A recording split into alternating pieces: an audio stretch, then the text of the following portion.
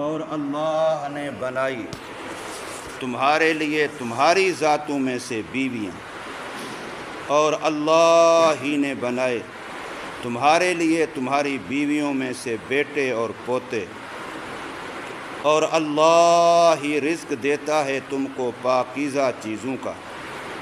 کیا پس جھوٹی باتوں کو مانتے ہیں وہ، اور اللہ کی نعمتوں کا وہ انکار کرتے ہیں؟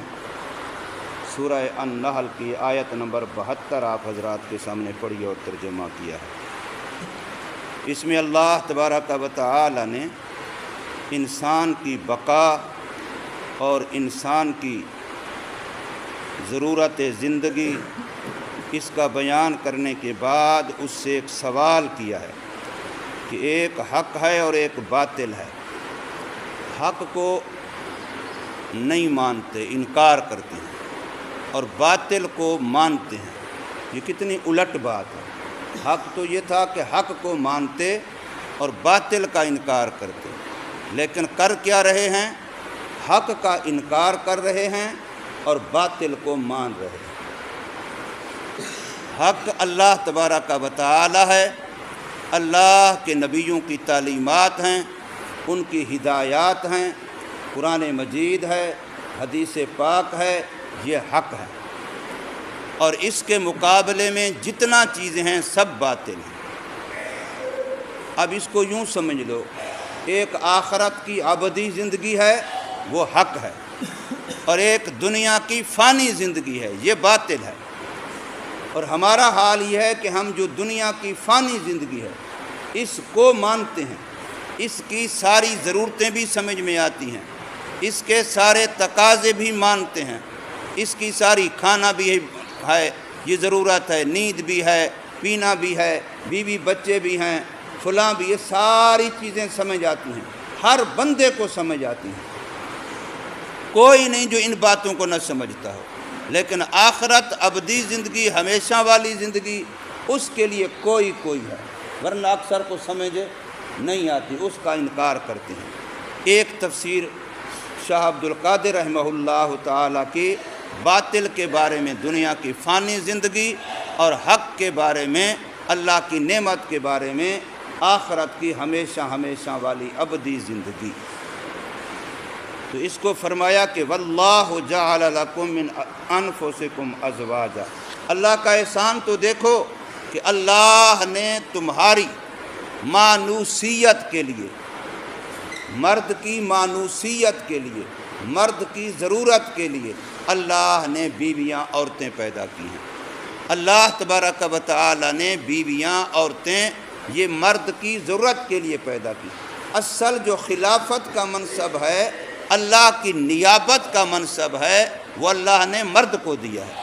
خلیفۃ اللہ آدم کو بنایا، حوا کو نہیں بنایا، اور تمام انبیاء اور رسول مردوں کو بنایا، عورتوں کو نہیں بنایا۔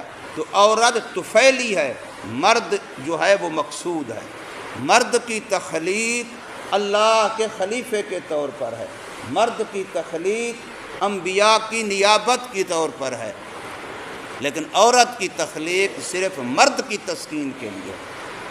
قرآن مجید کے اندر غالباً سورہ روم میں یہ بات آتی ہے کہیں، وَمِنْ آيَاتِهِ أَنْ خَلَقَ لَكُم مِّنْ أَنفُسِكُمْ أَزْوَاجًا لِتَسْكُنُوا إِلَيْهَا، کہ اللہ نے بیویاں اس لیے بنائیں تاکہ تمہیں ان کی وجہ سے سکون ملے، اور وَجَعَلَ بَيْنَكُم مَّوَدَّةً وَرَحْمَةً، اور اللہ پاک نے، کس خاندان کی عورت ہوتی ہے، کسی خاندان کا مرد ہوتا ہے، آپس میں نکاح ہو جاتا ہے تو آپس میں اتنی محبت مودت ہو جاتی ہے کہ ایک دوسرے پر رحیم ہو جاتے ہیں کہ جیسے حقیقی رشتہ دار ہوتے ہیں ان سے زیادہ محبت اس میاں بیوی میں ہو جاتی ہے۔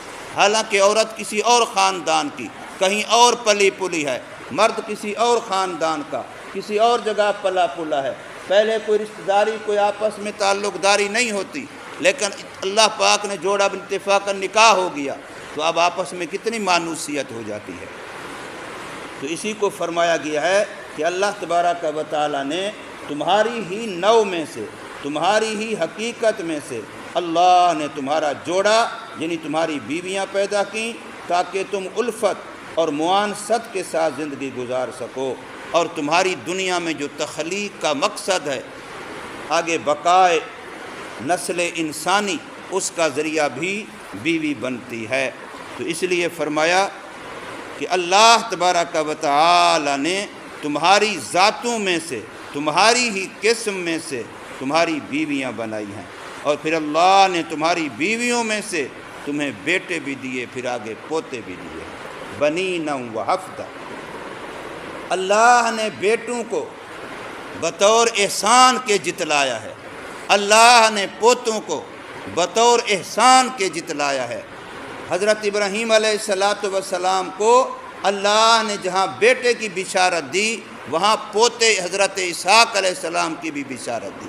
حضرت ابراہیم علیہ السلام کا بیٹا ابراہیم علیہ السلام، پھر حضرت اسحاق علیہ السلام کی جب بشارت دی، ساتھ حضرت یعقوب علیہ السلام کی بھی بشارت دی ہے۔ یہ بیٹے کے بعد پوتے کی بھی بشارت دی، تو معلوم ہوا کہ یہ اللہ تعالیٰ کی مستقل ایک نعمت ہے، ایسا احسان ہے جس کو رب کائنات جتلا رہا ہے۔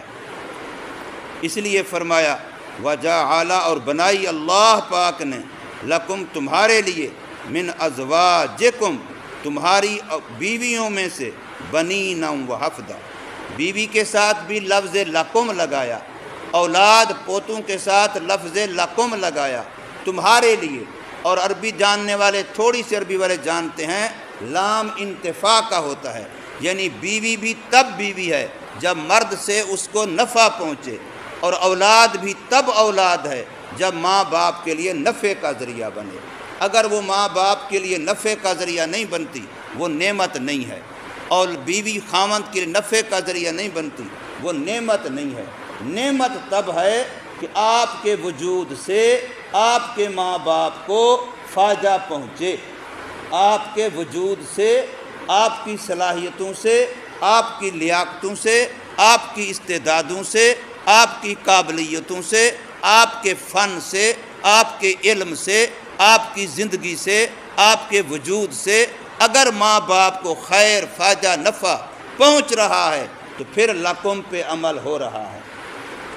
اور اگر یہ نہیں ہو رہا تو جیسے اللہ نے فرمایا زمین تمہارے نفع کے لیے بنائی، آسمان تمہارے نفع کے لیے بنائے، ساری کائنات کا ذرہ ذرہ لکم تمہارے نفع کے لیے بنایا، تو ایسے ہی بیوی اولاد بھی تمہارے نفع کے لیے بنائی۔ اگر نفع کا ذریعہ نہ بنے تو پھر لکم پر عمل نہیں ہوگا۔ اس لیے کسی بھی نبی نے اللہ سے مطلق اولاد نہیں مانگی، جب بھی مانگی ہے تو صفت کے ساتھ مقید کر کے مانگی ہے کہ ایسی اولاد جو پاکیزہ ہو، ایسی اولاد جو علم والی ہو، ایسی اولاد جو حلم والی ہو، ایسی اولاد جو میری صحیح جانشین وارث بننے والی ہو۔ ہر نبی نے اولاد مانگی، لیکن ساتھ صفت کی قید لگا کے مانگی، یہ نہیں کہ جیسے کیسی ہو بس نام رہے کہ فلانے کی اولاد اور نسل چل رہی ہے۔ اور فرمایا وَرَزَقَكُم مِّنَ الطَّيِّبَاتِ، اور اللہ پاک نے تمہارے رزق کے لیے پاکیزہ انتظام کیا۔ کہیں بھی مطلق رزق کا بھی تذکرہ نہیں ہے، رزق کے ساتھ حلال کی قید ہے، طیب اور پاکیزہ کی قید ہے۔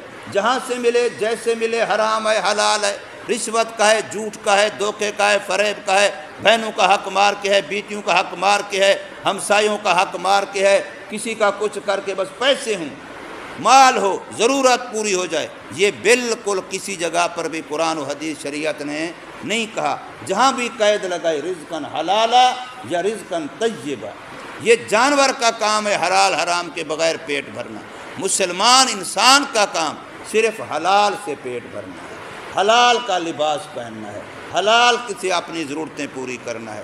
مطلقاً جیسے کیسے ہو پیٹ بھر جائے، یہ انسان مسلمان کو زیباں نہیں ہے۔ یہاں حضرت نے جو فرمایا کہ جو اللہ پاک نے بنین اور حفدہ کا فرمایا ہے، تو اس میں اللہ پاک نے انسان کی نوع کی بقا کی ہے، ابقائے نوع انسانی۔ اور جہاں اللہ نے رزق حلال کی بات کی ہے، یہ ابقائے شخصی کی بات ہے کہ تمہاری ذات کی بقا روزی پر ہے، اور تمہاری نسل و انسان کی بقا وہ تمہاری آل و اولاد پر ہے۔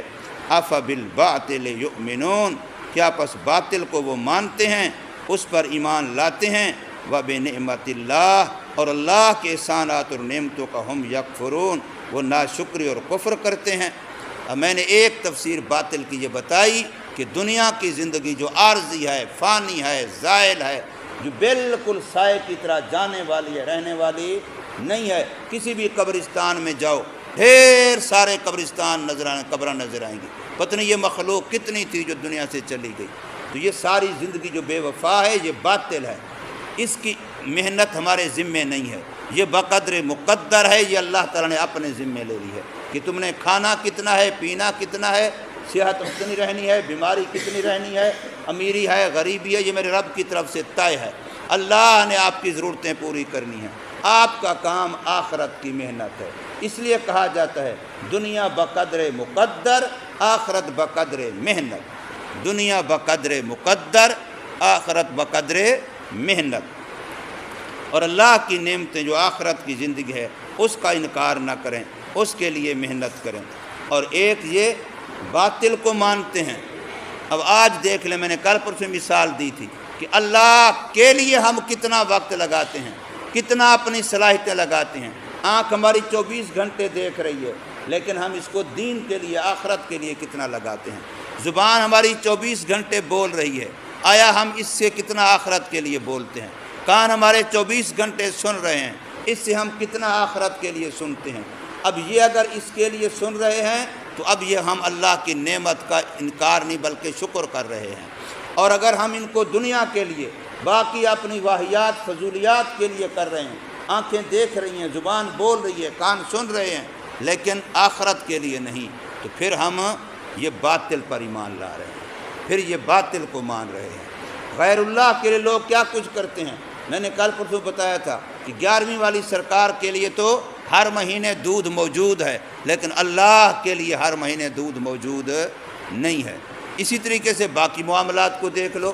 ہمارے مولانا عبد المجید ندیم سے رحمۃ اللہ تعالی گزرے ہیں، وہ کہتے ہیں واہ انسان، محلے میں یتیم غریب بچے کے جسم پر کپڑا پہننے کا نہیں ہے، اور قبروں پر کئی کئی تھان ڈال دیے ہیں، قیمتی قیمتی چادریں قبروں کے پر جا کے دیکھو کتنی پڑی ہیں۔